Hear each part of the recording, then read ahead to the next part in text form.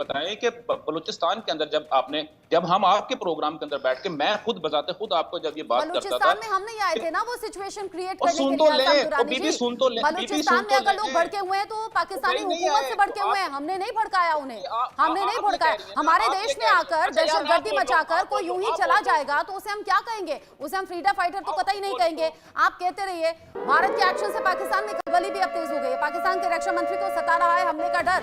पाकिस्तान के रक्षा मंत्री ख्वाजा आसिफ का बयान सामने आया, कह रहे हैं कि हमला करने की तैयारी भारत कर रहा है। ख्वाजा आसिफ जो कह रहे हैं कि भारत के निशाने पर पाकिस्तान के कई शहर हैं और अगर पाकिस्तान के रक्षा मंत्री का ये अंदाजा है तो गलत तो बिल्कुल भी नहीं है।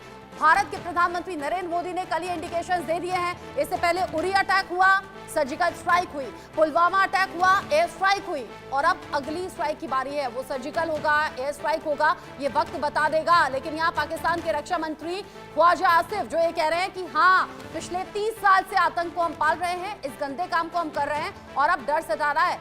हसन दुरानी जी, आप भले ही स्वीकार मत कीजिए लेकिन पाकिस्तान के रक्षा मंत्री कह रहे हैं हमला हो सकता है, कई शहर हैं निशाने पर।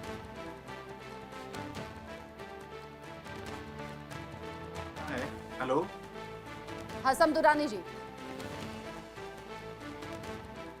आप अपना प्रोग्राम कीजिए, मुझे जरूरत नहीं है आपके साथ बैठने की, क्योंकि आप किसी की बात सुनना पसंद नहीं करते। आपको फौरन से पहले तकलीफ शुरू हो जाती है, आपके अंदर की हिंदुत्वा की जो है ना एक अजीब सी पीड़ा निकल आती है बाहर। तो I am very sorry to say, आपको आईना अगर आप देखने में किसी की दिक्कत बात होती है क्या?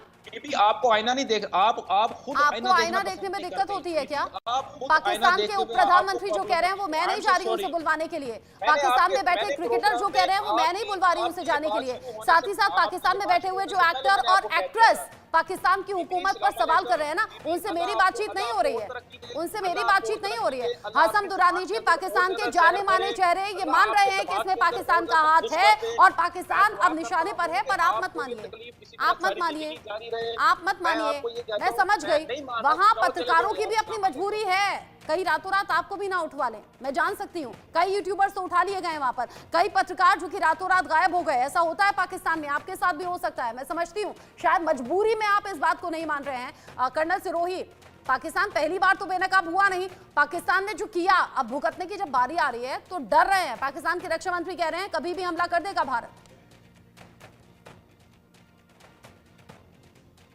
दुरानी साहब चले गए हैं तो इससे जाहिर है कि इनको कोई ना कोई प्रॉब्लम है, ये वो बात नहीं सुनना चाहते जो इनको पसंद नहीं है। अभी ये कह रहे हैं कि जो कश्मीर में इनके डिफेंस मिनिस्टर कह रहे हैं, जो इनके डिप्टी प्राइम मिनिस्टर भी हैं, कि वो तो स्वतंत्र सेनानी है, वो तो स्वतंत्रता की डिमांड कर रहे हैं, लेकिन बलूचिस्तान में जब है तो वो जो है दहशतगर्द है। बलूचिस्तान के तो लोग शोर मचा रहे, कश्मीर का तो कोई शोर नहीं मचा रहा। ये तो बाहर से आतंकी आके यहाँ पे हमला करके जाते तो हमको उनको कैसे स्वतंत्र सेनानी मान ले, नंबर 1। नंबर 2, आपने जो है दुरानी साहब की डिबेट से पहले मेरे से पूछा था कि किस तरीके से टेररिस्ट कैंपों को खत्म किया जाए।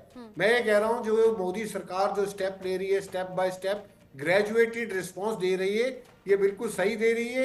एलओसी के ऊपर इतने बम बरसाने चाहिए, इतने बम बरसाने चाहिए कि आसिफ मुनीर को रावलपिंडी तक सुनाई देने चाहिए बम, तब जाके इनको पता लगेगा। जब फौजी अभी जैसे आपने खबर में दिखाया है कि 4 फौजी ढेर कर दिए गए हैं, जब इनकी फौज के ऊपर हमला होगा ना तब इनको पता लगेगा कि कैसे जो है इनोसेंट आदमी को मारा जाता है। मैं कहता हूँ शिमला एग्रीमेंट इन्होंने सस्पेंड किया है, अभी हमारे पास मौका है, अभी एलओसी की कोई सेंटिटी नहीं है, क्योंकि